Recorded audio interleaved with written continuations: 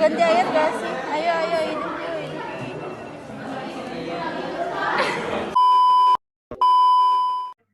Assalamualaikum warahmatullahi wabarakatuh.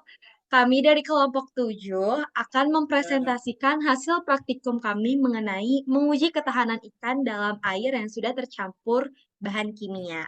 Sebelumnya, izinkan saya untuk memperkenalkan diri. Nama saya Rifni Fatima Azahra dan beserta anggota kelompok saya. Nama saya Bilkis Anissa. Nama saya Nama Safina saya Namira. Tiana Tasyira. Dan di sini saya akan menjelaskan latar belakang dari kita melakukan penelitian ini. Nah, pencemaran air itu sudah suatu perubahan keadaan di suatu tempat penampungan air. Nah, salah satu penyebab pencemaran air itu adalah penggunaan deterjen. Banyak banget kasus yang kita dengar bahwa sering terjadi kematian ikan akibat pencemaran air yang disebabkan oleh penggunaan deterjen. Karena deterjen itu bisa membuat ikan pernafasannya terganggu, mabuk, bahkan berujung pada kematian. Maka di sini kita terdapat tujuan dari penelitian yang akan dijelaskan oleh Titian. Nah, tujuan penelitiannya ada dua. Yang pertama untuk mengetahui pengaruh deterjen terhadap pernafasan ikan, dan untuk mengetahui kecepatan pernafasan ikan di air yang tercemar dan ikan di air yang tidak tercemar. Alat dan Selanjutnya, bahan yang perlu disiapkan saat melakukan penelitian adalah 4 buah gelas plastik, 1 buah stopwatch, 1 buah sendok pengaduk, dan 4 buah beker gelas. Bahannya 4 deterjen yang berbeda secukupnya, 4 ekor ikan emas, dan air bersih secukupnya. Oke, selanjutnya ada langkah-langkah penelitian. Yang pertama adalah sediakan 4 gelas plastik yang telah diisi dengan air yang sama banyak.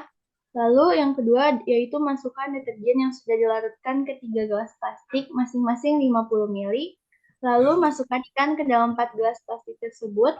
Lalu setelah itu hitung kecepatan pernafasan ikan pada masing-masing gelas mulai masuknya ikan selama 20 detik yang dibagi menjadi 2 sesi. Lalu lakukan berulang kali sampai semua terhitung. Setelah itu, amati yang terjadi kondisi ikan setelah 20 detik pengamatan tersebut. Dan ini adalah hasil dari pengamatan kelompok kami. Yang pertama adalah reaksi ikan pada larutan gelas pertama. Di sesi pertama, ikan membuka mulutnya sebanyak 20 kali, dan di sesi kedua, ikan membuka mulutnya sebanyak 33 kali.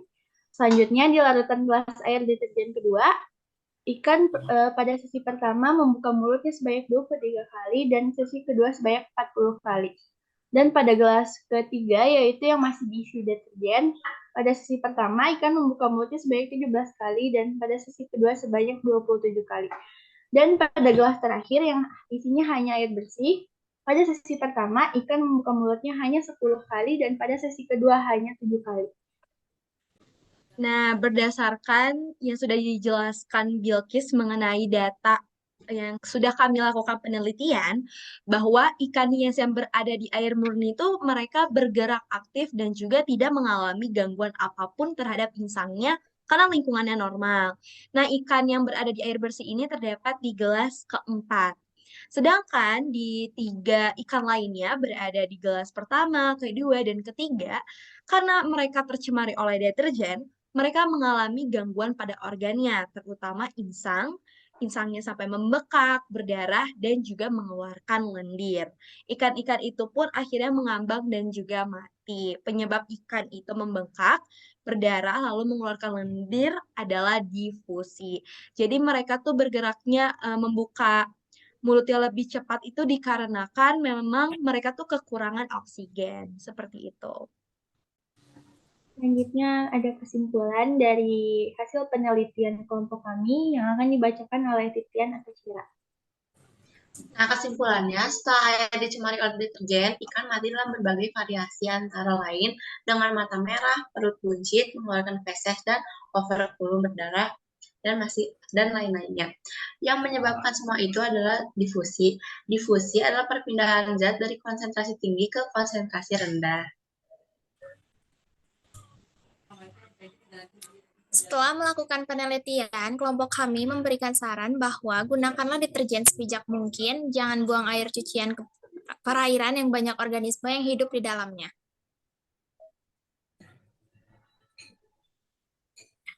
Sekian hasil penelitian dan juga percobaan dari kelompok kami. Mohon maaf apabila ada salah kata. Terima kasih dan wassalamualaikum Waalaikumsalam warahmatullahi wabarakatuh. warahmatullahi wabarakatuh.